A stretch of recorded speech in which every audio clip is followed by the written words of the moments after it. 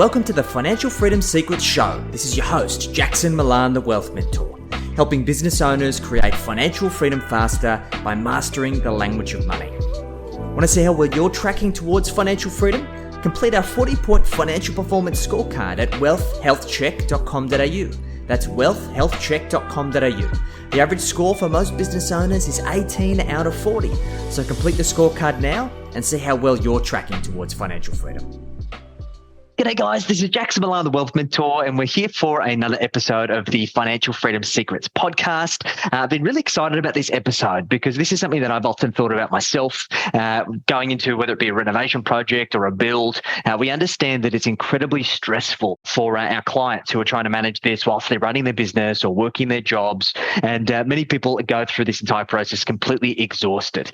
So very excited to have a new friend of mine, Rebecca Hall from Ninedots, here to share her genius, how you can actually have a solution to outsource the complete end-to-end process. Hopefully give you some tips and traps to avoid along the way. So Rebecca, thanks for joining us. How you doing?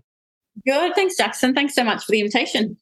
My absolute pleasure. I'm looking forward to doing a bit of a deep dive. So for those who don't know you or don't know Ninedots, give us a little bit of a background. Who are you and what's your business? Yeah, no worries. So Rebecca Hall, I'm founder and director of Ninedots Build Advocates. Business is basically around build support and just helping people through that new home build process, whether they're at the early stages of exploring the idea of a new build. I guess from an investment point of view, a lot of the time people are just at that base level and not sure if building new or buying established is right for them. So from the early stages, we can kind of assist in working out what's a good fit for a client. And then if they do and decide to go down that process of building a new home, it's filling in the knowledge gaps along the way and making sure that they get the outcome that they intended. Amazing. Great. Look, this is a new concept that I didn't even know existed before we connected, Rebecca. So what exactly does a build advocate do? What's the scope that's typically included in that process?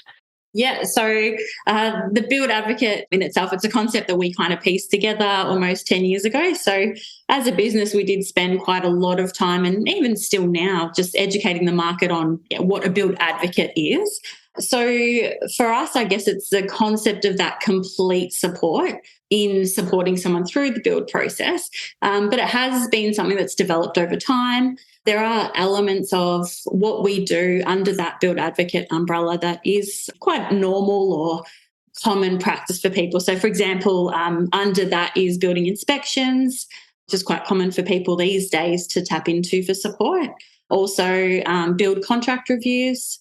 In the past, it's been quite common for people or normal practice to go through and get their land contract reviewed.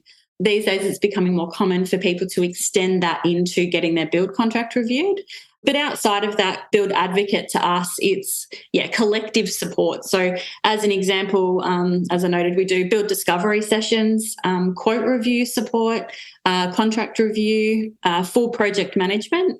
And a big piece of what we do is builder selection. So just helping people through that builder selection process, because that element is such a big part of a client's build journey, and the outcome that they get is just finding the best fit. So for us, build advocate is a concept that we've kind of pieced together ourselves, but it's basically collective support throughout the build process. It sounds like an absolute dream, Rebecca. Honestly, I know that one of my biggest reservations has been around ever building a house is just the sheer amount of scope, and that I just don't know what I don't know. Building and construction is super complicated, particularly in our post-COVID world where supply chains are stretched, building supplies are hard sometimes to come by and are very, very expensive. And we're also seeing a lot of situations where builders are overextending themselves, whether it be within or outside of their control. And many of them are going into insolvency. So there's a lot of fear around building, right? And having somebody in your corner who understands the lingo, has gone through it, who's doing it each and every single day is a breath of fresh air. So I personally think that if I was ever going to build a house from scratch, I'd be wanting to work with someone like yourself. So let's talk about some of the kind of the pitfalls or the issues that builders find, or clients who are building find themselves in. What are the biggest frustrations and pain points that you observe in people who maybe haven't engaged someone like yourself when it comes through going through that entire building process, Rebecca? Yeah, so I think the pitfalls come to that alignment of a particular client and their needs and the builder themselves. A lot of the time, people don't realize the extended capacity or capability of a builder.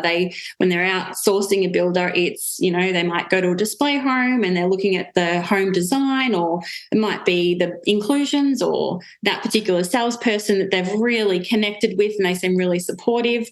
So I feel that a lot of it is about selecting a builder on surface level decisions rather than, it could be getting across what a builder's standard contract is about and what they include in their special conditions section, which is the line items that sit outside of, say, for example, the HIA building contract. So there's terms that are already set with a particular builder, but a lot of the time clients don't find that out until 3, 4, or sometimes even longer and further down the track. So I think that's where the frustration comes from, learning about the builder too deep in the process. And if they were aware of those elements, they may have realised sooner that that builder's not the ideal fit for them. So there are common things that pop up as a frustration, such as increased site costs.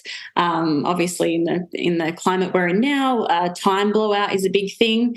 But yeah, a big piece of it is just that understanding and that alignment to the builder selection from the beginning. And I think it just comes down to a lack of education, right? Like somebody who's never built a house before, even if you build a couple, like even people who really enjoy this process might only build a house or two over their entire lifetime, right? So what we often see is that clients don't know what they actually want until they see what they don't want.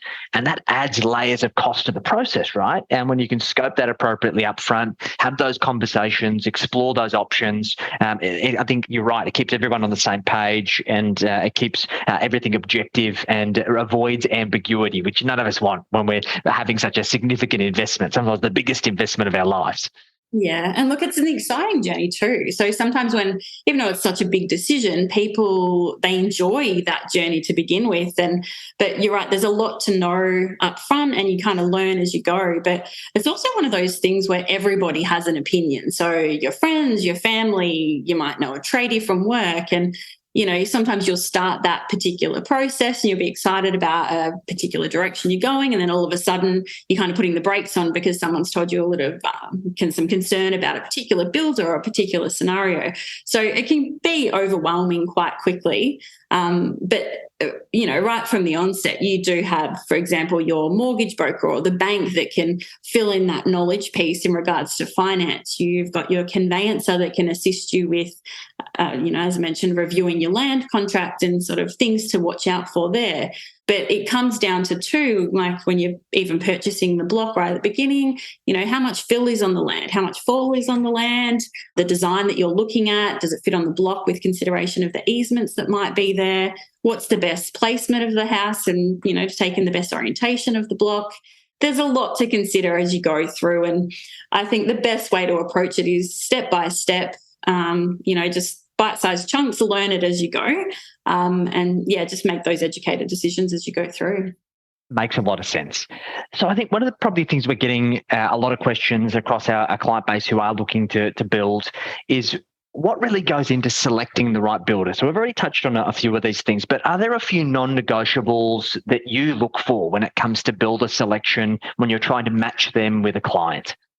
Yeah, so for us, obviously being a business that does that day to day, there's a lot of intricate detail that go to in finding a builder that's going to be a good fit. But it can come down to, items as granular as, you might have a client and we've asked them sort of what floor coverings they're after and they might be wanting polished concrete. So that seems super simple, but straight off the bat with that, there's builders that do polish concrete, there's builders that don't do polished concrete, and there's builders that will do it, but it's going to cost a bit and they don't really have the expertise because it's not something that they do all the time.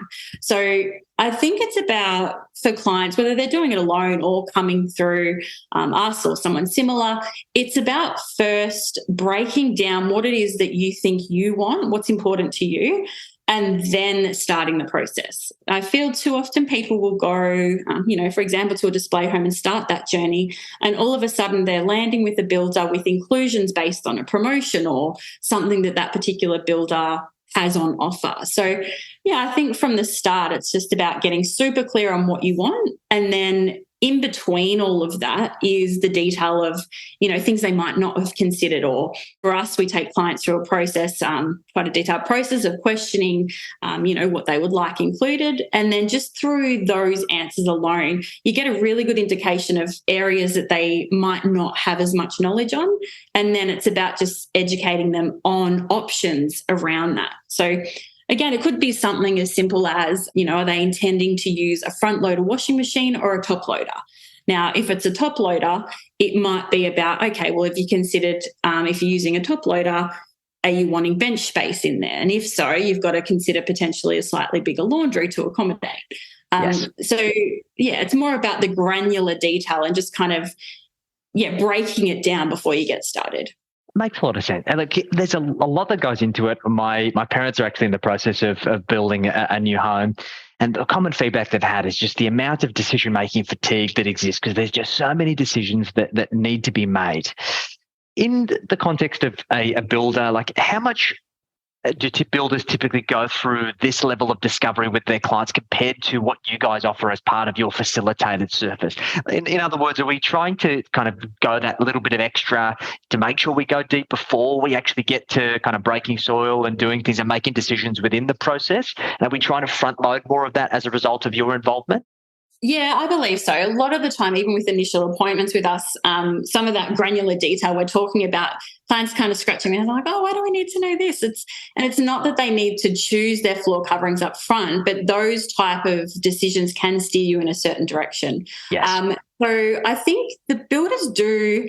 It depends on the builder. Like some builders, for example, with colour selections may only have a colour board offering. So it does vary from one builder to the next. But Sure. Generally speaking, we do unpack the detail a lot sooner just so you can find that best fit right from the beginning. You're not kind of learning as you go. I think that's so important, right? I think front loading those decisions, we need to understand how those decisions cascade into each other and can sometimes compound into each other. And the last thing you want to be doing is trying to make changes on the fly because not only is that stressful, but that could obviously lead you to a position where you can't get what you want due to other decisions that you may have made without unknowingly having an understanding of what impact that has. So I think that's a big one. I think the next part, and we were talking about this previously, like there's a lot of content creators now who are really uncovering and bringing light to issues and things that are happening on site through building inspections. Now, I think that's the next biggest fear that clients are having, with margins being really tight, the cost of labour going up, materials being so expensive, and being fair, construction already has pretty razor-thin margins as it is. There are a number of builders that are bringing a bad name to the industry and are doing some pretty shoddy work. So in terms of that building inspection, I think it's an insurance policy, right? It brings peace of mind to that entire process. So can you share a little bit about your building inspection process to make sure that we end up with the end product that we've signed up for? Yeah, absolutely. So building inspections, as I mentioned, it's something that a lot of people are sort of tuned into at the moment. They know that a building surveyor isn't the same as a building inspector, which that used to be a common, misconception, and people just assume because they have a building surveyor through the builder, they're doing all the checks and balances, so they don't actually need an inspector. But even still, a lot of people are getting an inspector these days, but the misalignment between a traditional building inspection and the actual issues that are still there and still underlying, and even why builders are getting a bad name. It's during the five key building inspections, you're picking up issues that a lot of the time it's really costly for the builder to actually fix. So as much as, you might have a builder that is ethical and they want to do the right thing, they've got their site supervisor in place that's supposed to be checking all that stuff. But at the same time, when trades are quite tight, a lot of supervisors we're coming across are new to that role. They might be a bricklayer that's just shifted into site supervising. So there are a lot of things getting missed. So for us, especially with project management, we're generally on site around 12 times on average per build. And the reason for that too is it helps, obviously we're picking up things a lot sooner, which makes it a lot more cost efficient for the builder to be rectifying it. So, as I noted, a lot of the time builders do want to do the right thing, but with the margins being so tight, it comes down to them physically not being able to do it without making a loss. And, it's a really fine process to try and manage to make sure that you are building a quality home, but you're picking up things soon enough to get them rectified. Yes. And that's critical, right? I've seen some of these videos online where they're talking about certain things. Forgive me for my lack of knowledge, but in the brickwork, there's certain vents that need to be installed. And once all the brickwork is done, how is anybody ever going to remedy that? It's going to be next to impossible. So I think having somebody like yourselves who's project managing 12 times is a lot. There's a lot that can be picked up and remedied before it's too late. And I think that's just an added peace of mind. Which is fantastic. So in the current environment, I think the next biggest hurdle that people are overcoming is the sheer amount of time it takes. And sure, the builders have one agenda to tell you how long it's going to take to get you across the line. What actually happens in reality is another. So in your experience at the moment, Rebecca, what's the typical time frame from signing contracts, agreeing on scope to handing over the keys? So it's definitely extended over the last few years, that's for sure. It's across the board. We don't work with any sort of one particular builder at the moment. I think we've got about 18 different builders on site, and they are all experiencing those delays. But the difference is they're all managing it differently. So some are better than others in doing so. But from a time frame, I would probably say both single and double story on average is pushed out about 3 months for time frame. So for double stories, we're seeing on average just over a year, and single stories are probably more around that 10, 11 months. But it does obviously depend on the builder, depends on the project, scope of works, all that sort of thing. But it's a common, almost daily thing that we're working through with clients is those delays. And there's a lot of mismatch between what a client is getting told, or I shouldn't say client, when people are going out speaking to a display home consultant, for example. Those deeper conversations aren't had then. It's not about, okay, what is your capacity at the moment in regards to site start? They might say, what's the average build time? But the build time is taken from generally when you start on site. So that missing level of detail is where people don't realise that's where a big chunk of that delay comes from. So I think those conversations need to be had sooner. Yes. But even through our service of contract review, that's one of the biggest conversations we're having. It notes in your contract the build period, and people instantly pick up, why does it say 450 days? I was told that it was only going to take 6 months. Sure. So it's just about having those conversations documented early, even in your quote phase, because by the time you get the contract, you're already emotionally invested, your time invested, you're not about to go elsewhere. Some people do, but it's a big impact, that time factor in itself. So it's just about having those conversations earlier and just being super clear on what a builder can and can't physically do when it comes to the time. Perfect. Yeah, and I think it's having those conversations. Once again, we can fall into the ambiguity because we don't necessarily understand what comes in, council approval, getting everything site ready, having all the materials ready to go, all of these kinds of things. So having those conversations, I think, is critically important, which is awesome. So in terms of an ideal client for you guys, it seems like there is a really specific type of person or people that would really value from your service. So how would you describe that ideal client avatar? So for us, it's something that we've given some consideration around, but we have such a broad range of clientele. So we have the high-end investors who have done builds for depreciation benefits and all those typical reasons why people go new. They tend to use our services because they're time poor and they, want it sort of done right, all things considered. It comes from a place of sort of a numbers game. So they want everything to add up that way. I personally love working with, ladies that might be building alone. They don't have that confidence for that negotiation piece themselves, or elderly couples who normally wouldn't even think to build. It's very overwhelming for them. But just to know that you've got someone to sort of guide you through that process and simplify it, all of a sudden getting into a new home where you've got low maintenance becomes a really viable option. So us personally, ideal client is just anybody who is looking to go through that build process but is hesitant, they're feeling overwhelmed.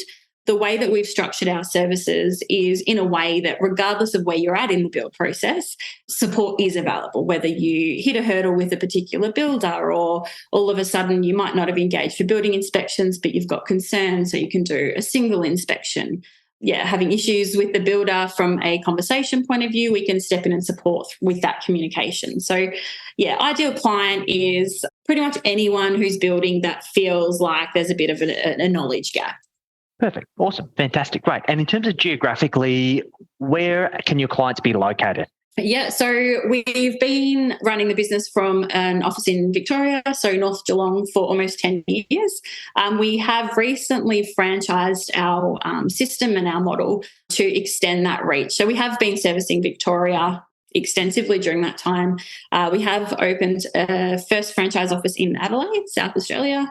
Beautiful. And yeah, so we are expanding that currently. So I would say over the next 6 to 12 months, we are going to be able to support at that same level all across Australia, which is the goal. Super exciting. Awesome. So I'd like to take a little bit of a change of pace here. We've spoken about, particularly from the client standpoint, I'd love to talk a little bit about from the business standpoint. So talk to us a little bit about your rationale behind franchising as opposed to maybe creating a multi-site business your own. What was the rationale behind that? Yeah, so we did explore what it would look like, but we've obviously been in business for 10 years. We've done a lot of trial and error in regards to the systems, what works, what doesn't work. And the one thing that we've found is locally we have a really strong following and sort of respect from both clients and builders in regards to it took a bit to sort of educate the market on both fronts of builders and clients in regards to who we are, what we do, and the support that we give on both fronts. So I think for us, we could have absolutely expanded slowly into different regions, but because we've got the system there, it's having such a great impact. It just made sense for us to franchise and get other like-minded people who, love the industry, they know building inside out, and they have that genuine passion for helping people. I personally feel that those type of people are going to be the people that can replicate what we've done because, by giving them the opportunity to have it as their own business, I feel like that has its own level of drive as opposed to even, getting employees that are enthusiastic about the model and the concept. Sure, it's not as lucrative for us as sort of the founders of the model, but I think long term it's the place for us to be able to have that greater impact and a lot sooner as well. Yeah, I agree with that. I think when you've got a really great system and it's getting scaled through having more experts tap into it, then you can share in the collective value that system and that reach creates. So I think that's awesome. So in terms of an ideal franchisee, who would this opportunity be perfect for? So this is super new to us. So we haven't even formally launched the franchising aspect, but it's been interesting. We did make mention of it at the House and Land Expo a couple of weeks ago. And interest there, it was quite eye-opening for me. So I feel like we'd be able to sell the franchise quite easily, but it absolutely has to be to the right people. It's not your typical franchise opportunity where just because it's systemized, anyone can sort of tap in and run with it. So the ideal person for the franchise, I see it as being a display home consultant who is really personable. They might be a little overworking weekends. They're amazing at selling that particular product, but as much as they want to support a client, they're somewhat limited to only be able to sell one particular product or one particular builder. So, yeah, I think we'll be scoping out the best of the best when it comes to display home consultants and someone who's just wanting to step in and expand the support that they can give and, start creating something of their own. Beautiful. I can see the connection that this is a transition from maybe a sales where you've got a high focus on the client outcomes to more of an advisory, consultative type role. Yeah. And I think that's a perfect opportunity because I guess on the other side of the spectrum, there are other kind of franchise building inspection options out there, but it seems to be quite transactional. So I can see that you guys have created this holistic end-to-end solution, which is really kind of the perfect piece, which is often missing in many parts of Australia. So I see see there's big opportunities there for you. So I'm excited to watch the journey. Thanks so much. So let's talk a little bit about property. You guys are on the coalface. You see it all the time. We know that we've got a national property shortage. I think vacancy rate at last count was about 0.7%. And obviously with the borders opening and lots of international migration being asked to come in, we're going to be struggling to know where to put these people. So what's your perspective on the property market, say, over the next kind of 5 to 10 years from your perspective on what you observe, Beck? Oh, it's a tough one. It depends on the region still. We're in the new home space. So from an established market, obviously we've, like everyone, been seeing the slight fall in prices. And I guess a lot of it's driven by fear and uncertainty. So I think it all just comes down to typical supply and demand at any given time. One thing for me, quite often people say, where's the next up and coming investment spot? I don't know if it's because we are in this space of that granular detail to get the good outcomes, but I feel like the investment side of it, you can pretty much invest anywhere, but it comes down to the particular opportunity. So I feel too much, I guess a lot of your audience is business owners too, and I think one thing for them to take away is they're super busy. It's really hard to, you want to build something outside of your business. So when you do make time to do that, too often people are tapping into that surface level of the areas that are good to invest in. But there's a lot of, say, marketing companies out there that are pitching certain areas, and they've got all the data. They've got all the stuff that you're looking for, like the up and coming, where's the areas, what's the spots? But they're paying too much on that entry level price because it comes down to comparing one project to the next. So, sure. In regards to the market, I don't have a crystal ball. I don't know, but I do know that for individuals, it's just about go with your capacity and what you can do. Always build your wealth, but align it to what you've already got and what you're trying to achieve personally. And then you'll always be putting one step forward and heading in the right direction.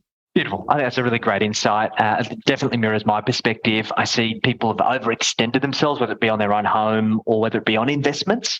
And if we do find ourselves in a recession, that's where people get stuck. They get into a liquidity crunch where they're asset rich and cash poor, and they can't necessarily afford to hold what they've already got. So if you buy well, you can afford it, you understand your finances, whether it be on your own home or an investment, that I don't think you can go wrong because of the undersupply property. Supply and demand tells us that when there's not enough supply for the demand, property prices go up. So it's going to go through its cycle. So I think that's a really great insights. So Rebecca, I appreciate all the value that you've shared. I'm sure you've got some resources that you can share with anybody who's listening who may be looking to build or potentially interested in exploring the franchise opportunity. So where are the listeners and watchers best to find you and Ninedots and tap into more of your genius? Yeah, no worries. So our website's ninedots.com.au. So feel free to reach out and explore through that channel. We're really accessible. Even online, you'll get my direct details. Feel free to reach out. The whole basis of what we've created is for cost-effective support. So a lot of the time people feel that getting a third party involved in the process would be a costly decision. It's really transparent. So start sort of researching online. All the contact details are there, and we're always ready to have a chat and see where your next best step is. Fantastic. I appreciate you sharing your insights. Everything you do is amazing. So I'm excited to follow the journey. So guys, if you enjoyed this podcast episode, make sure you do reach out to the team, opt in for all of the resources. And if you've got any questions, feel free to reach out to them. Rick, I really appreciate you making the time and look forward to catching up again soon. No worries. Thanks so much, Jackson. Appreciate it.